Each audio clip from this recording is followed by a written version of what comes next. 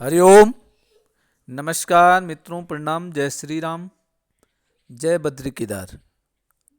मित्रों, एक बार पुनः आपको स्वागत कर रहा हूँ श्री शिव शक्ति आध्यात्मिक चैनल पर, जहाँ पर कि मैं आपको ज्योतिष से संबंधित, आध्यात्म से संबंधित छोटी छोटी और महत्वपूर्ण जानकारियाँ उपलब्ध कराता हूँ। मित्रों, आज जो चर्चा का विषय है वो है भाग्य के बारे में। जन्म कुंडली में जो नौवां भाव होता है वो भाग्य से संबंधित होता है। और ये नौवां जो भाव है, 9 नंबर जहाँ पे मैंने वो रेड कर रखा है, वो भाव है, वो जातक के जीवन में कई महत्वपूर्ण पहलुओं को दर्शाता है।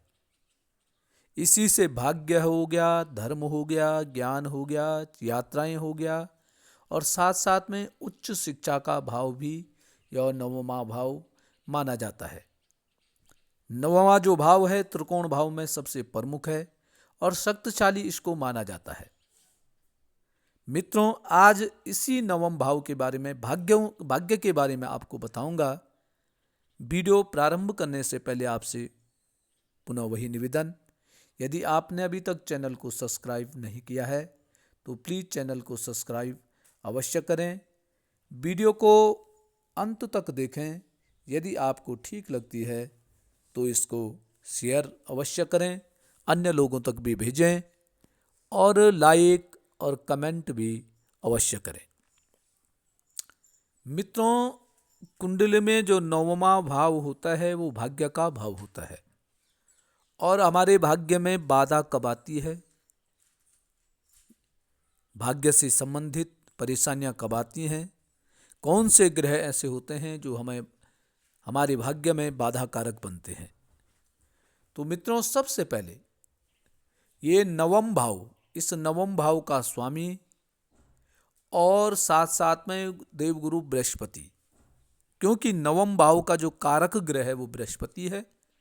इस नवम भाव का स्वामी और बृहस्पति के अष्टम भाव में होने से, नवम भाव का स्वामी, जैसे यहाँ पे 9 लिखा है, नवम भाव का स्वामी क्या है? बृहस्पति है। और बृहस्पति यदि अष्टम स्थान में है और इस नवम भाव में कोई पाप ग्रह विराजमान है तो फिर भाग्य में बाधा उत्पन्न होने लग जाती है। हमारा भाग्य हमारा साथ कम देता है, नहीं देता के बराबर हो जाता है। दूसरा है, जब गुरु अस्त हो, सूर्य के साथ बृहस्पति बैठा हुआ हो, वह अस्त हो जाता है। और नवम भाव का जो स्वामी है, नवमेश जो है, वह नीच का हो, नीच राशि में विराजमान है। और लगन का जो स्वामी है, लग्नेश है, वो त्रिक भाव में बैठा हो, तो फिर भी हमारे भाग्य में अड़चनें आने लग जाती हैं। भाग्य हमारा मंदा हो जाता है और भाग्य हमारा साथ नहीं देता है। अब अगली बात करेंगे राहु और शनि। ये दोनों के दोनों जब नवम भाव में हो जाते हैं, राहु शनि दोनों पाप ग्रह हैं, नवम भाव में ये दोनों बैठे हुए हैं, और लग्नेश जो है वो भी नवम भाव में है, तो फिर वहां भी बाधा उत्पन्न हो जाती है हमारे भाग्य में। फिर अगली बात क्या है, जब अष्टमेश, अष्टम भाव का स्वामी नवम में हो, और जो लग्नेश है, लग्न का स्वामी जो है वो बलहीन है, और बृहस्पति अस्त हो गया है। बृहस्पति भी ठीक नहीं है, लग्नेश भी ठीक नहीं है, और अष्टमेश, अष्टम भाव का स्वामी जो है वो नवम भाव में बैठ गया है। तो जब ये तीनों इस प्रकार के हो जाते हैं तब भी हमारे भाग्य में बाधा उत्पन्न होने लग जाती है, अर्थात भाग्य फिर हमारा साथ नहीं देता है। अगली बात करेंगे, जब नवमेश, नवम भाव का स्वामी नवांश कुंडली में शनि के साथ में बैठा हुआ है, और नवम भाव में केतु है